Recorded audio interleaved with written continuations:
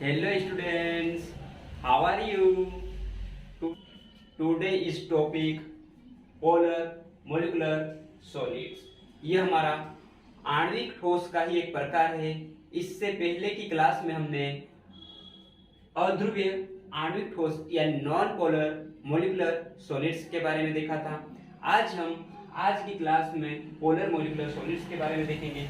तो चलो शुरू करते हैं कि ये जो हमारा है वे आणविक ठोस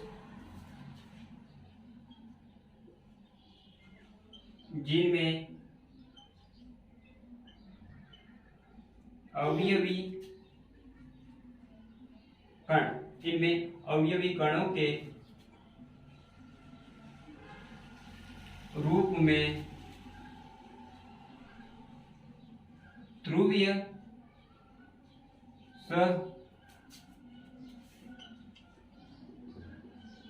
संयोजक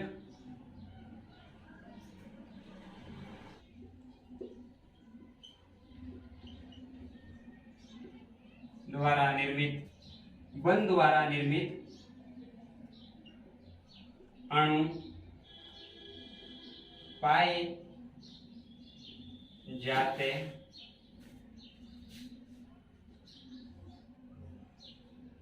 ध्रुवीय आणविक ठोस कहलाते हैं। तो यहाँ पर इसके एग्जाम्पल हम देखते हैं। जैसे एग्जाम्पल की बात करें तो यहाँ पे आप लोगों का आ जाएगा HCl सॉलिड,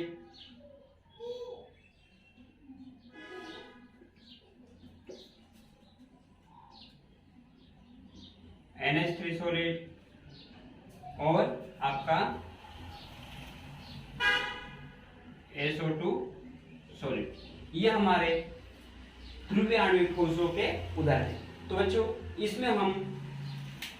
इसमें से किसी एक को डिटेल लेके समझते हैं। जैसे ये HCl है। इस HCl को हम थोड़ा विस्तृत रूप से किस प्रकार से इसमें जो बॉन्ड निर्मित होते हैं वो बनते हैं उसको देखते हैं। तो HCl और Cl। तो बच्चों इसमें क्या होता है कि इसमें ये जो होते हैं इसमें हम देखते हैं कि हमारा हाइड्रोजन जो होता है, इस हाइड्रोजन में एक वैलेंस इलेक्ट्रॉन होता है और क्लोरीन में 7 वैलेंस इलेक्ट्रॉन होते हैं। तो बच्चों इसमें से दोनों के द्वारा एक एक इलेक्ट्रॉन का पार्टिसिपेट करके एक ये बॉन्ड बनाया जाता है। तो इसमें क्या होता है कि ये जो आपका दोनों परमाणु अलग अलग है, जिसके कारण यहाँ पर हमारा एक और दोनों ही कैसे है, अधातु है। तो ये क्या करते हैं कि इसमें जो अधिक इलेक्ट्रोनेगेटिविटी वाला परमाणु होता है वो अपने साथी के इलेक्ट्रॉन को अपनी ओर अट्रैक्ट करे। इलेक्ट्रोनेगेटिविटी कहने का मतलब क्या होता है कि उसमें किसी परमाणु द्वारा अपने इलेक्ट्रॉन को अपनी ओर अट्रैक्ट करने की क्षमता, यानी इसमें अपनी ओर इलेक्ट्रॉन अट्रैक्ट करने की क्षमता इसमें पाई जाती है, जिसके कारण ये इलेक्ट्रोनेगेटिविटी इसकी ज्यादा होती है, जिसके कारण यहाँ पर दो ध्रुव उत्पन्न हो जाते हैं। जैसे एक ध्रुव होता है आपका ये और एक ध्रुव ये हो जाता है। इसीलिए अब ये जो होते हैं ध्रुवीय आणविक ठोस कहलाते हैं। क्यों? क्योंकि ये ध्रुव इस कारण से उत्पन्न हुए हैं, आंशिक धनावेश और आंशिक ऋण आवेश।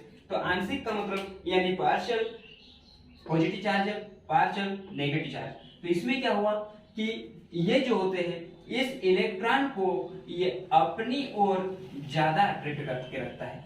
ऐसा नहीं है कि ये पूरी तरह से अपनी ओर ही ले लिया है, यानी इस इलेक्ट्रॉन को इसने पूरा ले लिया है, पूरा नहीं ले पाया। इसी कारण से इसके ऊपर पार्शियल पॉजिटिव चार्ज लगा है और इसके ऊपर इसने पूरी तरह से नहीं लिया, इसलिए इसके ऊपर पार्शियल नेगेटिव चार्ज है। और इसने भी पूरी तरह से नहीं लिया पर अपनी ओर अट्रैक्ट करके रखा है, इस कारण से यहाँ पर ये पार्शियल नेगेटिव चार्ज लगा है। अब हम देखते हैं यहाँ पर ये जो बॉन्ड बना, इस बॉन्ड को कहा जाता है ध्रुवीय सहसंयोजक बंध। ये वाला बॉन्ड जो है बेटा आप लोगों का कहलाएगा ध्रुवीय सहसंयोजक बंध। ये वाला जो बॉन्ड होता है ध्रुवीय सहसंयोजक बंध कहलाता है।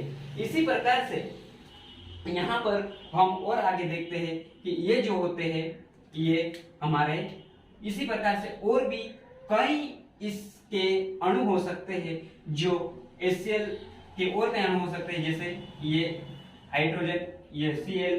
तो यहाँ पे तो बन जाएगा ध्रुवीय सहसंयोजक बंध, लेकिन यहाँ पर इसके ऊपर पार्शियल पॉजिटिव चार्ज रहेगा, इसके ऊपर पार्शियल नेगेटिव चार्ज रहेगा, जिसके कारण ये जो डिफरेंट चार्ज आ गए हैं, ये डिफरेंट चार्ज क्या करते हैं एक दूसरे को और यहाँ पर अट्रैक्ट करते हैं, जिसके कारण यहाँ पे एक बॉन्ड और बनता है। ये बॉन्ड आपका कहलाता है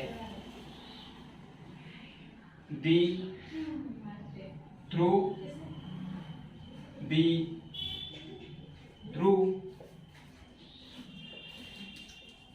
आकर्षण बल। यहाँ पर यानी ये जो है आपका कहलाएगा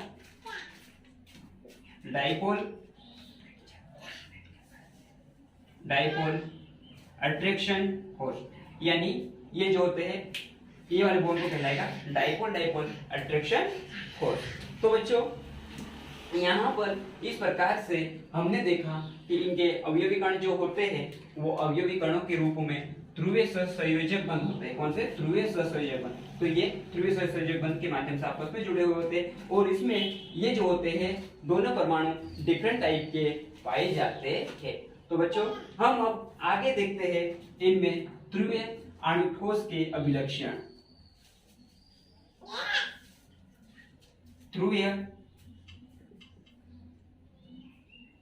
आणविक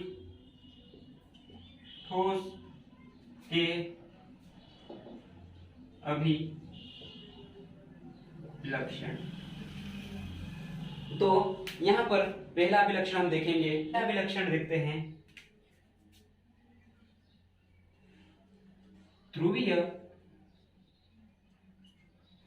आणविक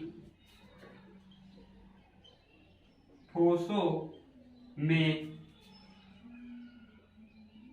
अणु द्विध्रुव अन्वयन क्रिया द्वारा आपस में जुड़े होते हैं, जो कि लंदन बल से प्रबल होता है। अब यहां पर हमने देखा कि हमारे पास ये जो होते हैं ध्रुवीय आणविक ठोस होते हैं, यानी ये ध्रुवीय आणविक ठोस है, तो ये हमारे द्विध्रुव आकर्षण बल द्वारा आपस में जुड़े होते हैं। तो ये यानी एक अणु ये है, दूसरा अणु ये है, इसी प्रकार से और अणु हो सकते हैं। तो ये हमारा द्विध्रुव अन्वयन क्रिया द्वारा आपस में जुड़े हुए होते हैं, जो कि लंदन बल से प्रबल होता है। लंदन बल कहने का मतलब क्या है बच्चों, कि जैसे हमने अध्रुवीय आणविक ठोसों में देखा कि जैसे आपका ये जो H2 वाला था, तो H2 सॉलिड था, H2 सॉलिड। तो इसमें हमने देखा कि हाइड्रोजन के दो परमाणु हैं, तो ये जब आपस में जुड़ते थे तो ये वाले दोनों परमाणु के एक एक इलेक्ट्रॉन जो थे, तो न तो इसके द्वारा पूरा अट्रैक्ट किया जाता था ना इसके द्वारा। क्यों? क्योंकि ये समान थे, लेकिन समान परमाणु थे, लेकिन यहाँ पर एक जो था हमारा ज्यादा इलेक्ट्रोनेगेटिव वाला परमाणु आ गया, जो अपने साथी के इलेक्ट्रॉन को अपने ओर अट्रैक्ट कर लेता है। पर यहाँ पे ऐसा नहीं होता, तो इसके इलेक्ट्रॉन दोनों पास में रहते थे, जिसके कारण यहाँ पे कोई ध्रुव उत्पन्न नहीं होता था। लेकिन यहाँ पे ये जो था ये अब यहाँ से ज्यादा ये वाला जो था लंदन बल था, यहाँ पे लंदन बल था, और अब पर ये वाला जो है द्विध्रुव आकर्षण बल इससे प्रबल होता है। अब यहाँ पर हम अगला पॉइंट देखते हैं। अगले पॉइंट में हम देखेंगे कि ये मुलायम एवं अचालक होते हैं। ये जो है क्या करते हैं, ध्रुवीय आणविक ठोस जो होते हैं सॉफ्ट होते हैं, मुलायम होते हैं और एक इंसुलेटर का काम करते हैं, यानी अचालक होते हैं। इसमें से ये विद्युत और ऊष्मा का चालन नहीं हो सकता है। अब हम अगला पॉइंट देखते हैं कि अगला पॉइंट जो है इनका गलनांक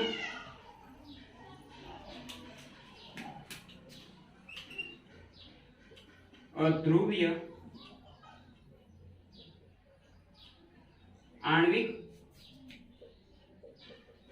ठोसों से अधिक होता है और इनका गलनांक भी जो होता है फिर भी इनमें से कमरे के ताप एवं दाब पर द्रव, कमरे के ताप पर द्रव या गैस में होते हैं। तो इस प्रकार से हमने ये तीसरा पॉइंट देखा।